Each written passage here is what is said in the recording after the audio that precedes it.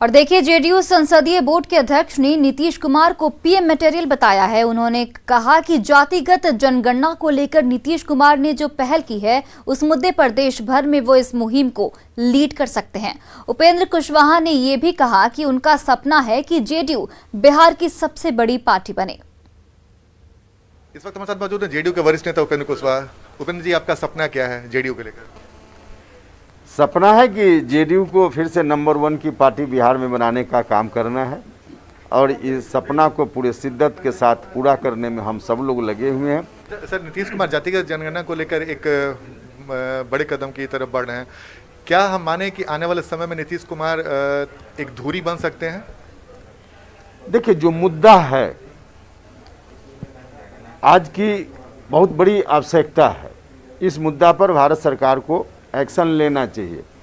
जातीय जनगणना बहुत आवश्यक है, इस बार नहीं हुआ और इस बार होना भी चाहिए, इसलिए कि भारत सरकार ने खुद ही कहा है। 2018 में जब हम मंत्री थे तो राजनाथ सिंह जी मंत्री के रूप में पार्लियामेंट में उन्होंने बयान दिया, कहा कि जातीय जनगणना 2021 में जो गणना होगी उसके साथ हम कराएंगे।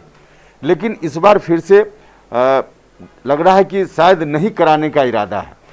तो अगर नहीं हुआ इस बार तो फिर अगले 10 साल के बाद गणना होगी, जनगणना होगी, तो 10 साल तक फिर विलम्ब हो जाएगा। तो ज़रूरत इस बात की है कि देश भर में माहौल अभी बनाया जाए और भारत सरकार पर इस बात के लिए भारत सरकार को राजी किया जाए कि इसी बार की गणना में जातीय गणना भी हो जाए और इस काम में हमारे नेता मुख्यमंत्री जी की बड़ी भूमिका हो सकती है देश भर में माहौल बनाने के लिए। तो यानी कि आप बड़ा बयान दे रहे हैं सर कि माहौल बनाने के लिए नीतीश कुमार की बड़ी भूमिका हो सकती है। एक समय होता था सर कि जब नीतीश कुमार को पीएम मटेरियल बोला जाता था, आपके नज़र में क्या आज भी वो बात है? देखिए, अभी तो नरेंद्र मोदी जी प्रधानमंत्री हैं, लेकिन देश में नरेंद्र मोदी जी के साथ साथ कई लोग हैं जो पीएम मटेरियल हैं। हम प्रधानमंत्री जी नरेंद्र मोदी जी के पद पर या उनका जो अभी स्टेटस है उस पर उसको हम कोई चुनौती नहीं दे रहे हैं, लेकिन पीएम मटेरियल आज की तारीख में नरेंद्र मोदी जी तो पीएम ही हैं, बाकी कई लोग पीएम मटेरियल हैं, जिसमें नीतीश कुमार भी एक पीएम मटेरियल हैं।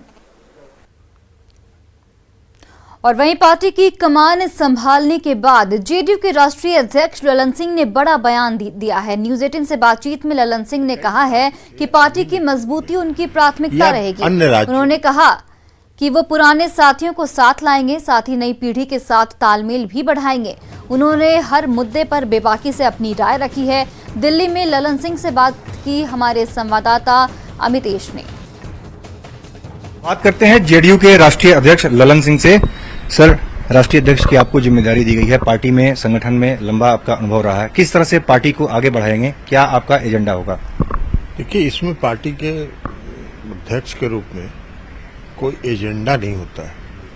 पार्टी के अध्यक्ष के रूप में एक ही एजेंडा है, पार्टी के संगठन को हर बूथ तक, हर घर तक पहुंचा देना और माननीय मुख्यमंत्री नीतीश कुमार जी का 15.5 वर्षों में जो किया गया काम है उसकी चर्चा हर घर में करा देना, यही पार्टी संगठन का काम होगा और यही पार्टी संगठन की प्राथमिकता भी है।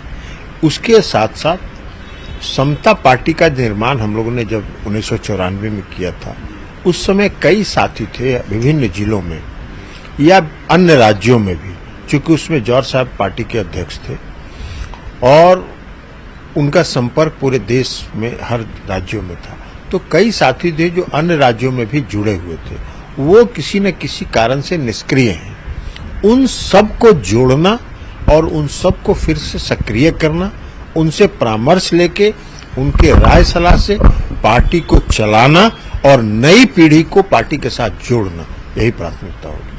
बिहार की अगर बात करें तो बिहार में जो भी नीतीश कुमार का कामकाज रहा है 15 सालों से ऊपर का, उसको प्रचारित करने को लेकर कई बार कहा जाता है कि नीतीश जी खुद बोले हैं कई बार कि हम लोग प्रचारित नहीं करते हैं। तो आपको लगता है कि बताने की भी जरूरत है जनता के बीच में और बिहार के बाहर भी दूसरे प्रदेशों में कि इतना बेहतर काम हुआ है? देखिए, एक बात तो है कि प्रचारित करना इसलिए जरूरी है कि अभी समाज में जो 20 साल, 25 साल, 28 साल के जो नौजवान हैं, उन्होंने नीतीश कुमार जी के पहले वाला बिहार नहीं देखा है। बहुत धन्यवाद। तो ये थे जेडीयू के राष्ट्रीय अध्यक्ष ललन सिंह। कैमरामैन रमेश रत्नाकर के साथ अमितेश, न्यूज 18 दिल्ली।